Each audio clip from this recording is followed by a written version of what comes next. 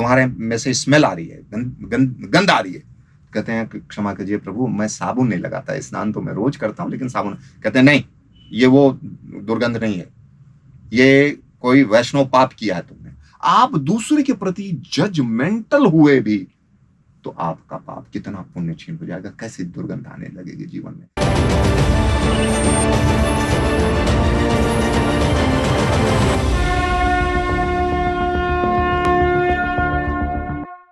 नमस्कार, मैं संजय। मैं प्रदीप। शून्य साधना की इस कड़ी में हम फिर से अपने दर्शकों का पुनः स्वागत करते हैं। हम संतुलन की इस कड़ी में बात कर रहे थे। जब हमारे अंदर एक आवेग होता है कि नहीं, मुझे ये हासिल करना है, मुझे ये कर लेना है, जैसे बच्चे को चलना होता है या दौड़ना होता है तो वो हार नहीं मानता है।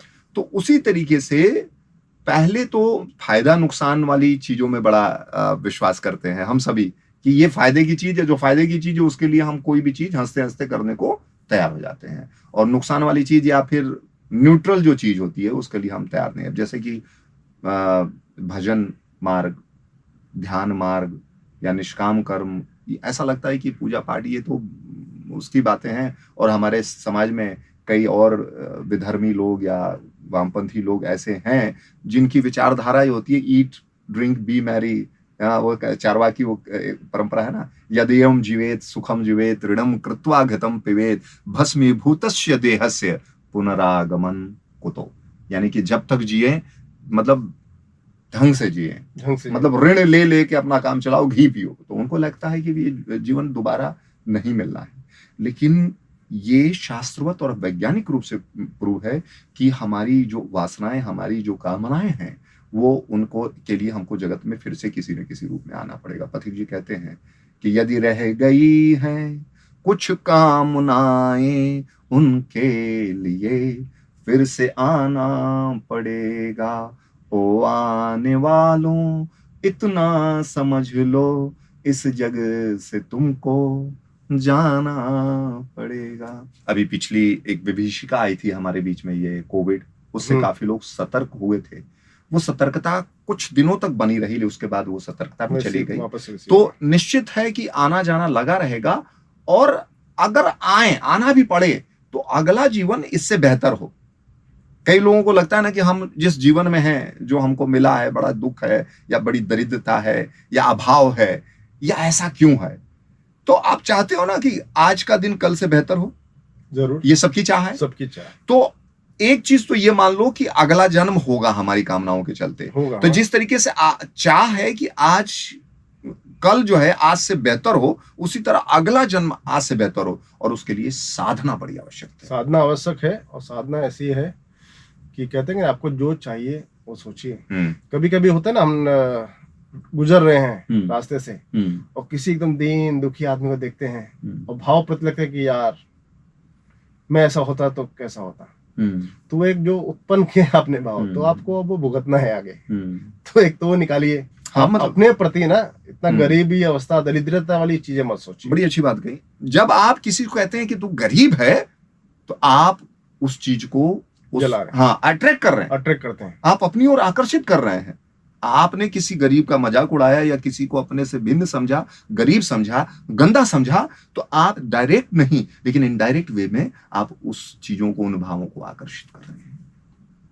तो मन पे, अपने विचारों में हमें इन चीजों को बड़ा संतुलन करके रखना है। एक छोटी सी कथा मैं आपसे कहना चाहूंगा। प्रेमानंद जी महाराज वृंदावन में है, तो उनके कथा सुन रहा था, तो उन्होंने कहा कि एक बार गुरु भगवान के पास कोई एक बंदा आया, वो वैष्णव था, अपने कुटी में रहकर वो करता था। तो आए तो कहते हैं कि तुम्हारे में से स्मेल आ रही है, गंध आ रही है। कहते हैं कि क्षमा कीजिए प्रभु, मैं साबुन नहीं लगाता, स्नान तो मैं रोज करता हूं लेकिन साबुन। कहते हैं नहीं, ये वो दुर्गंध नहीं है, ये कोई वैष्णव पाप किया है तुमने। तो कहता है कि प्रभु मैं तो बस अपनी कुटिया से निकला और आपका दर्शन लाभ करने के लिए बस मैं आपके पास पहुंच गया। बोला नहीं, ध्यान से सोचो, ध्यान से, तुमने कोई वैष्णव पाप किया है, आते समय ही किया है। तो उसने ध्यान दिया, क्योंकि वो भी साधक था, तो साधक को तुरंत ही अपनी भूल का आभास होता है। तो उसने कहा गुरु महाराज क्षमा करें, मैं आ रहा था तो मैंने देखा एक धर्मात्मा समोसे बांट रहा था लोगों को ऐसे, तो एक सज्जन बार बार जाके मांग रहे थे, तो मेरे मन में कितना वो हुआ कि ये कैसा आदमी है, ये बार बार जा जाके समोसे के लिए कहते यही तुम दूसरे के प्रति ऐसी विचारधारा करने वाले, तुम्हें मालूम है वो शख्स कौन है? महात्मा है वो एक बार ही भोजन 24 घंटे में करते हैं, इसलिए वो ठीक से खा सकें, इसलिए उनको जरूरत है। तुम बिना जाने पहचाने, किसी के चरित्र को जाने बिना, किसी के विषय में कुछ भी जाने बिना उसके प्रति तुम ये भाव ले आए, ये वैष्णव अपराध किया है।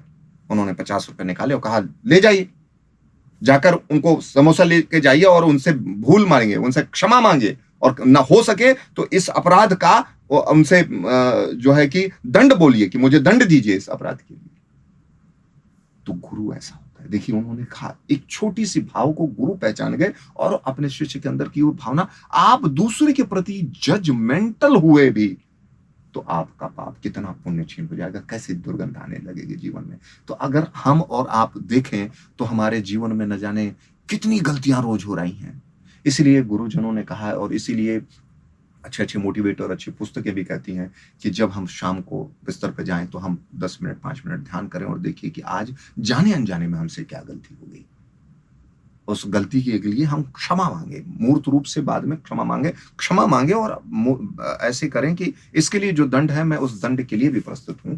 आगे से मैं किसी को मुझे अपने जीवन से लेना देना है। मैं कर्म योगी हूँ, ज्ञान योगी हूँ, भक्ति योगी में, अपने ज्ञान योग में, कर्म पथ पे मुझे चलते जाना है। दूसरे जो आए उनके प्रति बस सेवा का भाव, वो क्या है, क्यों है, कैसे हैं, ये विचार मुझे नहीं लाना है। तो आज की इस कड़ी में संतुलन के लिए इतना ही कि मन पर इस लेवल का, इस स्तर का हमें संतुलन बना के रखना है। आशा करते हैं कि यह चिंतन सूत्र कहीं ना कहीं हम आपके जीवन में सहायक सिद्ध होगा। मिलते हैं अगली कड़ी में, तब तक के लिए नमस्कार।